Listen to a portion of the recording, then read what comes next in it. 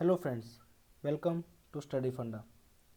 दोस्तों आज हम बात करेंगे एफकेट प्रीवियस ईयर पेपर के एनालिसिस की। ठीक है, इससे पहले वीडियो में मैंने दोस्तों बताया कि एफकेट का एग्ज़ाम से रिलेटेड कुछ डिटेल्स, कब आपको फॉर्म सबमिट करना है, कब उनकी डिटेल डेट्स वगैरह रिलीज़ होंगी और कब एग्ज़ाम आपका होगा। ठीक है, और इस एग्ज़ाम को कौन से बच्चे क्लियर नहीं कर पाते, क्या क्या रीजंस रहते हैं, ये सब आप प्रीवियस वीडियो में आप देख सकते हैं। इस वीडियो सीरीज़ की ये दूसरी वीडियो है।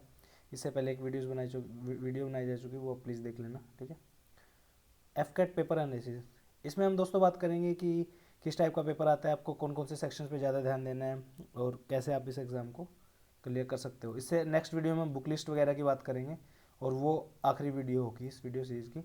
तो टोटल इस वीडियो सीरीज़ में 3 वीडियोज़, ठीक है दोस्तों, और ये दूसरी वीडियोज़ है। ठीक है, दूसरी वीडियो इस वीडियो सीरीज़ की। तो आगे बढ़ते हैं दोस्तों। इस एग्ज़ाम के लिए आपको 2 घंटे का टाइम अलॉट होता है। ठीक है, टाइम अलॉटेड 2 आवर्स। ठीक है, यानी कि 120 मिनट। ठीक है, उसके बाद total number of questions are 100 question होते हैं। Each question is of 3 marks. एक क्वेश्चन 3 नंबर। ठीक है दोस्तों, 3 mark. 1 mark will be deducted for every wrong answer. इसका मतलब क्या है, अगर आपको क्वेश्चन होगा तो 3 नंबर मिल जाएंगे और अगर आपका क्वेश्चन गलत होगा तो आपको -1 होगा। ठीक है, तो आपका जो टोटल स्कोर बनेगा, जितने आपके क्वेश्चन गलत होंगे उसमें से -1 के साथ गुना करके आपके मार्क्स डिडक्ट हो जाएगा। No mark will be deducted for unattempted question. इसका मतलब क्या है दोस्तों, अगर आपको जैसे कोई क्वेश्चन है जैसे, ठीक है, वो आपको नहीं आता है तो आपको चिंता करने की जरूरत नहीं है, उसका आपका नंबर नहीं कटेगा। ठीक है, अगर आप क्वेश्चन टिक करके आते हो और वो क्वेश्चन गलत होता है तो आपको -1 मिलेगा। ठीक है ना। Do not write on the question paper और mark any mark on it. Okay, ये देख लेना आप, इसकी कोई दिक्कत नहीं होती। वैसे नॉर्मल आप टिक कर सकते हो, छोटा सा पॉइंट लगा सकते हो, बड़े टिक्स मत लगाना, उसमें दिक्कत हो जाती है। ठीक है, उसके बाद चलो आगे मूव करते हैं। सबसे पहले आपको पैसेज दिया गया है इसमें। ठीक है, इनका ऑर्डर चेंज हो सकता है क्योंकि अलग अलग सेट आते हैं। ठीक है, लेकिन क्वेश्चन सब में सेम रहेंगे, don't worry about that. Okay, read the following passage carefully and answer the question given below it. Okay, इसमें क्या है दोस्तों, इसमें आपको 3 क्वेश्चन है, 1 2 3। इससे क्या होगा, आपको नो मार्क्स मिलेंगे अगर आपके क्वेश्चन ठीक होते हैं तो। ठीक है, तो एक बार मार्क्स की ही बात कर लेते हैं पहले। ठीक है, टोटल पेपर है 300 नंबर का। ठीक है, कट ऑफ जाती है 135 टू 150 तक। ठीक है दोस्तों, कट ऑफ 135 से 150 तक जाती है। अब इसके लिए आपको 45 से 50 क्वेश्चन ठीक करने हैं, बिल्कुल एग्जैक्ट। ठीक है, 45 से 50 तक ओनली। इसमें आपकी कट ऑफ बिल्कुल बड़े प्यार से क्लियर हो जाएगी क्योंकि इससे ज़्यादा कट ऑफ कभी गई नहीं आज तक। ठीक है, तो इसके लिए आपको क्या करना है, ज़्यादा स्ट्रेस लेने की जरूरत नहीं है, सिर्फ 60 क्वेश्चन ठीक करके आने हैं एग्जैक्ट। ठीक है, विदाउट एनी नेगेटिव मार्किंग। ठीक है, ज़्यादा क्वेश्चन करने का कोई फ़ायदा नहीं है भाई, नेगेटिव मार्किंग में चले जाओगे, एग्ज़ाम क्लियर नहीं हो पाएगा। ठीक है, 90 करके आ रहे हो, 30 गलत हो गए, फ़ायदा क्या है, वो नेगेटिव मार्किंग होगी ना। ठीक है, स्कोर नहीं बन पाएगा बिल्कुल भी। क्वेश्चन वही करो जो आपको आता है। ठीक है, तो इससे जब आप इन 3 क्वेश्चन को सॉल्व करोगे तो आपके 9 नंबर मिल जाएंगे आपको। ठीक है, काफ़ी इंपॉर्टेंट है 9 नंबर। ठीक है, और पैसेज बहुत आसान सी होती है, कुछ नहीं होता है। इस पैसेज को आपको एक ही बार में पढ़ना है। ठीक है, आराम आराम से पढ़ो, हिंदी करते चलो उसकी मन मन में क्या है। ठीक है, तो आप कर दोगे, हार्डली 5 मिनट लगेंगे इसमें आपको। ठीक है, 5 मिनट पैसेज पढ़ने में और 3-4 मिनट इसको सोल्व कर, मतलब 10 मिनट में आप इसे निपटा दो। ठीक है, पूरे पैसे को, तो आपके 3 क्वेश्चन हो गए सोल्व, कोई दिक्कत नहीं है, टेंशन नहीं लेनी। ठीक है, उसके बाद आगे बढ़ते हैं। Select the most appropriate word from the options against each other number. ये एक पैराग्राफ टाइप में है, इसमें अलग अलग ऑप्शन दिए मिलेंगे आपको। ठीक है, जैसे 4 नंबर दे रखा है, 6 नंबर दे रखा है, 5 नंबर दे, ये क्या है, ये क्वेश्चन है। ठीक है, इनके आपको इनमें से सूटेबल आंसर लगाने हैं। ठीक है ना, जो आपको सही लगे। ठीक है, इसमें अलग अलग टाइप के होते हैं, टेंस आ सकता है, वर्ब की फॉर्म भरनी आ सकती है, प्रपोजिशन आ सकती है।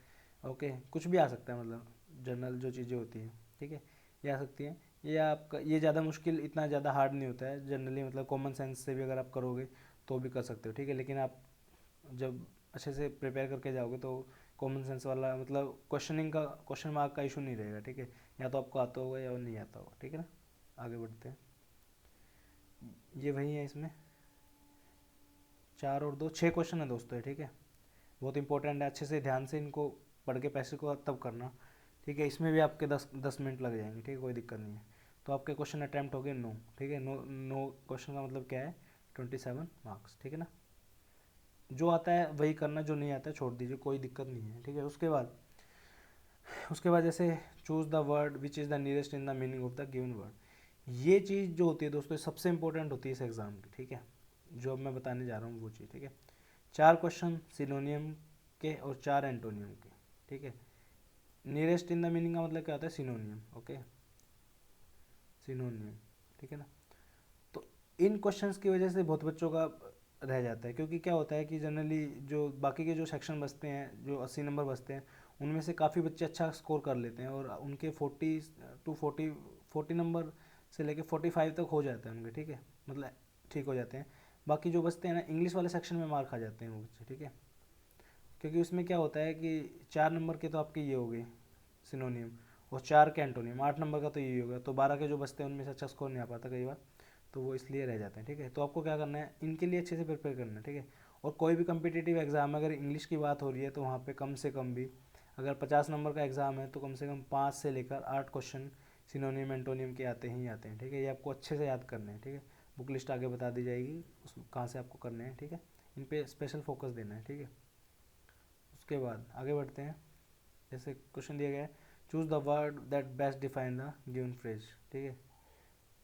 ये क्या है कि आपको एक वो दे दिया है, फ्रेज वाला है यार ये क्वेश्चन, ठीक है। इसको आप देख लेना कि सुटेबल वर्ड इसमें कौन सा लगेगा आपका, ठीक है। लाइक इन, विल एंड वुल, ठीक है। इस इसकी हिंदी कर लेना, आप देख लेना है, मुझे एग्जैक्ट अभी नहीं पता इसका क्या है, ठीक है। तो इस टाइप के क्वेश्चन आते हैं, ठीक है। प्रीवियस पेपर्स में आपको प्रोवाइड करा दूंगा, आपको लिंक दे दूंगा मैं, उस पर जाके आप सर्च कर लेना, कोई दिक्कत नहीं है, ठीक है। आपको मिल जाएंगे वहाँ पे सारे पेपर्स, ठीक है। ये 3 क्वेश्चन हैं, ठीक है। अब हो गए इंग्लिश के 21 क्वेश्चन, ठीक है। तो आपको कोशिश ये करनी है कि आप 21 क्वेश्चन में से ज़्यादा नहीं करने ज़्यादा। आपको सिर्फ 10 क्वेश्चन ऐसे हैं जो एग्जैक्ट टिक करने में, सिर्फ 10। 21 में से 10 करना कोई ज़्यादा मुश्किल नहीं है, 10 तो सब कर सकते हैं, ठीक है ना। मैं कह रहा हूँ 21 में से सिर्फ 10 करने हैं आपको, ज़्यादा नहीं करने, ठीक है ना। 10 करने, 10 से अगर 12 कर सकते हो तो बेस्ट है, तो मिनिमम 10 तो करने ही करने हैं, ठीक है। क्योंकि अगर 10 नहीं करोगे फिर आपका यार काम नहीं चलेगा, मिनिमम 10 तो चाहिए। 12 या इससे ज़्यादा जितने कर सकते हो वो बेस्ट है आपके लिए, ठीक है। स्कोर उतना ही अच्छा आएगा, ठीक है ना। उसके बाद बात करते हैं आगे, choose the correctly spelled word, ठीक है। ये डिक्शनरी टाइप का क्वेश्चन है कि मतलब एग्जैक्ट वर्ड की स्पेलिंग क्या होगी, ठीक है। तो अगर आपको, ये इंग्लिश का पार्ट नहीं है, ठीक है ना, ये इंग्लिश का पार्ट नहीं है, ठीक है। ये रीजनिंग का पार्ट है, ठीक है। तो रीजनिंग आपको बहुत अच्छे तरीके से करनी पड़ेगी। इसका मैं आपको अगली इसमें बता दूंगा वीडियो में, क्या क्या बुक्स हैं, कहाँ से क्या प्रिपेयर करना है आपको, ठीक है ना। अब जैसे इसमें हम जैसे वेटनरी की बात करते हैं, ठीक है, वेटनरी। तो अब जैसे इसकी स्पेलिंग क्या है, VETA, ओके। तो ए तो आता ही नहीं है, पहली बात तो ये गलत हो गया ऑप्शन, ठीक है। उसके बाद VETE, ओके, वेटिनिनरी नहीं होता है, ठीक है। उसके बाद वेटनियरी, ये भी नहीं हो सकता, तो इसका आंसर है ये, ओके, वेटनियरी, ओके। उसके बाद विच वर्ड और words explain the meaning of the following idiom, ठीक है। ये इडियम है, फ्रेज वही है, एक वर्ड दे देंगे आपको, उसके बारे में पूरा आपको एक्सप्लेन बताना है, इनमें से कौन सा करता है, ठीक है।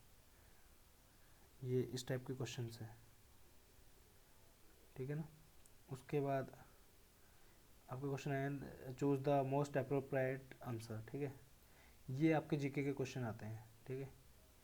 दोस्तों जीके आपका थोड़ा ट्रिकी सा पार्ट रहता है, ठीक है। सबसे ज़्यादा बच्चे कंफ्यूज जीके में और इंग्लिश में ही होते हैं, बाकी मैथ वगैरह सब कर लेते हैं, ठीक है।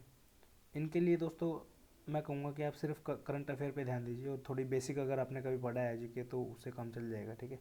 लेकिन आपको करंट अफेयर पे ध्यान देना पड़ेगा, ठीक है। करंट अफेयर क्या है, जैसे ये क्वेश्चन करंट अफेयर से ही है, which country among the following has been declared Ebola free by WHO, ठीक है ना।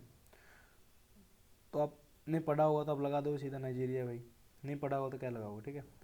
तो टाइम की यहाँ दिक्कत नहीं है, दिक्कत है आपको आता क्या है, ठीक है ना।